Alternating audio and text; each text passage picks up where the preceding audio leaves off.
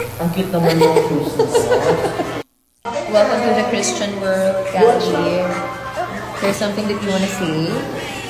Ang cute naman yung shoes mo. Welcome to the Christian world, Gandhi. There's something that you want to say?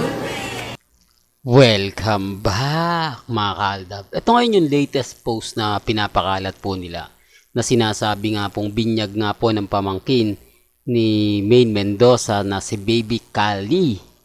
Well, correct me if I'm wrong sa pangalan nun mga kaaldab. Ito yung lagi kong pinapaliwanag. Masaya po tayo kasi basag naman po yung R-Main po talaga at Main Fanatics.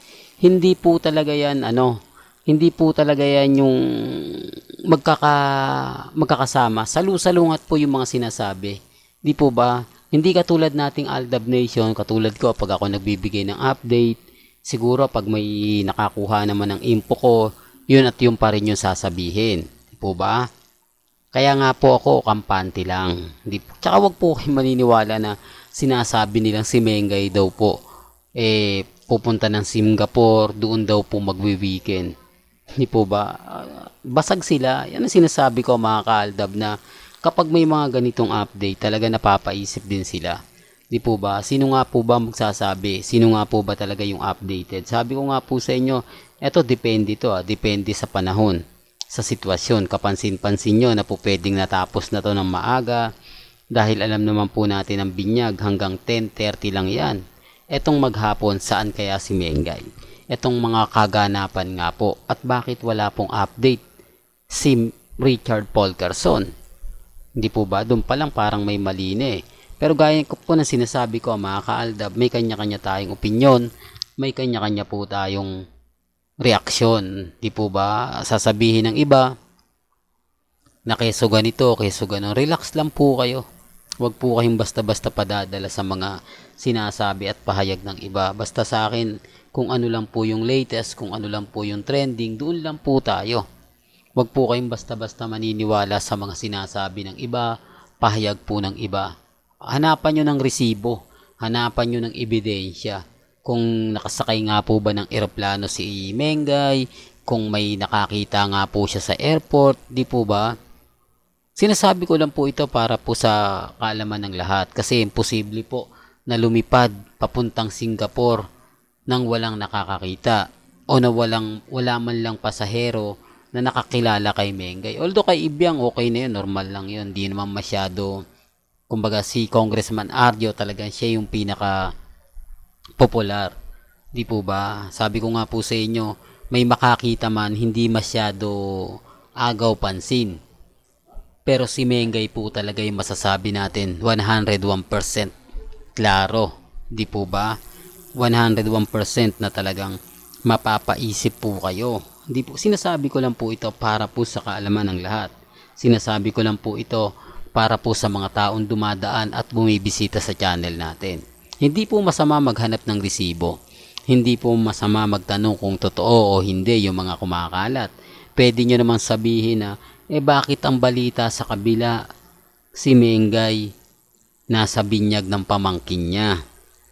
Bakit ganon? Di po ba? Pwede naman po magtanong. Pero wala pong mga ganyan tanong. Basta't pag may nag-post na sinasabing nasa Singapore si Mengay, marami na mag-e-edit, tapos papakita nila na sasakyan si Congressman Arjo na nakasakay kasama si Mengay, magse-celebrate. Wala na po, basag na po sila.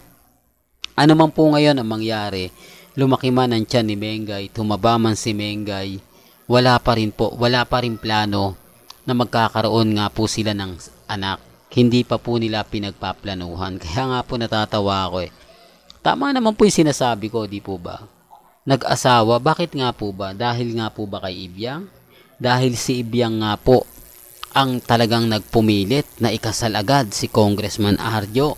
Kahit sabihin na natin na ayaw pa ni Arjo at hindi pa siya, kumbaga, ayaw niya pang lumagay sa tahimik. Hindi, totoo lang, for the record. Kasi sabi ko nga po sa inyo, base po sa mga nagiging komento po rin ng mga ilang netizen, na kapag nagpakasal ka na at talagang ibinigay mo na yung pagkatao mo sa taong mahal mo, normal lang na ititigil mo na. Hindi po ba? Normal lang na bibigyan mo ng update, kumbaga parang talagang magpapakasal na kayo, talagang ibibigay mo na lahat. Kailangan nyo makabuo na habang bata-bata pa dahil ang panahon ngayon, di po ba mahirap magsalita, mahirap magkomento. Hindi po ba?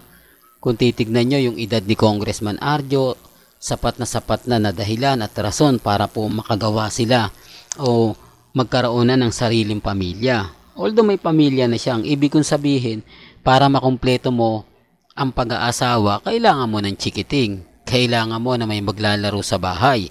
Kailangan mo na may mga tumatakbong bata, kinakarga ka, inaalagaan mo. Kaya nga po ito yung sinasabi ko eh. Kaya lang, kumbaga basag eh. Hindi po ba? Marami kasing, kumbaga hati po kasi opinion ng mga netizen. Hati po kasi yung opinion ng mga taong dumadaan at bumibisita po sa atin. Sabi ko nga po sa inyo, kung ang pag-uusapan lang po natin at ang mga throwback po, pagsasama-samahin ko yung mga sinasabi ni Ibiang, hindi po ba talagang totoo? Kaya lang, syempre, aldab ako eh. Pero kung siguro kung ako kay Ogie Diaz, o ako, halimbawa lang, si Ogie Diaz ang magtatanong, maku-question eh. Hindi po ba? Kaya lang si MJ Marpori nagtanong, hindi nyo pa dapat, kumbaga hindi nyo na yan napaghandaan bago ang kasal. Sinabi mo na magpapakasal tayo pero hindi muna tayo bubuo ng pamilya pero isang bahay lang tayo nakatira. Hindi po ba? Parang sa totoo lang po mga kaaldab, mahirap po talaga magkomento. Mahirap po talaga magsalita. Lalo na nga po kapag ang pinag-uusapan natin ang relasyon nila Mengay, Alden at ni Congressman Arjo. Hati po kasi ang opinion ng iba. Di po ba? Although marami sumasang-ayon sa akin, nagpapasalamat naman po ako. Kasi September pa lang, sinasabi na nilang buntis. Di po ba? August, o July, August, September ang September tsaka October. Diyan, grabe, no? Diyan talaga kumalat yung buntis si Mengay. Halos araw-araw po, yun ang laman ng social media. Pero sa nangyari ngayon, wala na, no? Wala nang maniniwala sa R-Main at sa mga main fanatics. Totoo to kasi kung baga pinaplano pa rin po nila, no? Binabalak pa rin po nila. Sabi ko nga po sa inyo, hindi naman talaga mabubuo yan pagka todo yung trabaho, di po ba? Tapos ang daming commitment to ni Mengay, ang daming TV commercial, photoshoot. Kaya nga simpleng tanong, bakit sila nagpakasal? Bakit sila nagpakasal? Gayong hindi pa pala sila handa at magpaplano pa lang po pala sila sa kani-kanilang buhay. Ibig sabihin yan talaga, si Ibiang lang yung may gusto. Si Ibiang lang po talaga yung gusto talagang makasal si Congressman kay Mengay. Ang dami mga senaryo.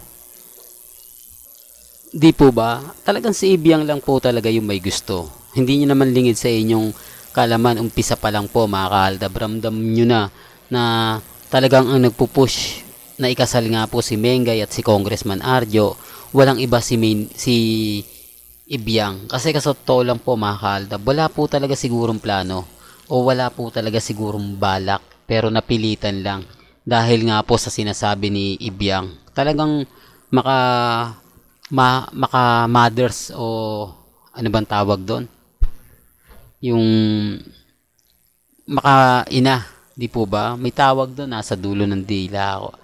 Mamas boy, di po ba? Talagang mamas boy si Congressman Arjo.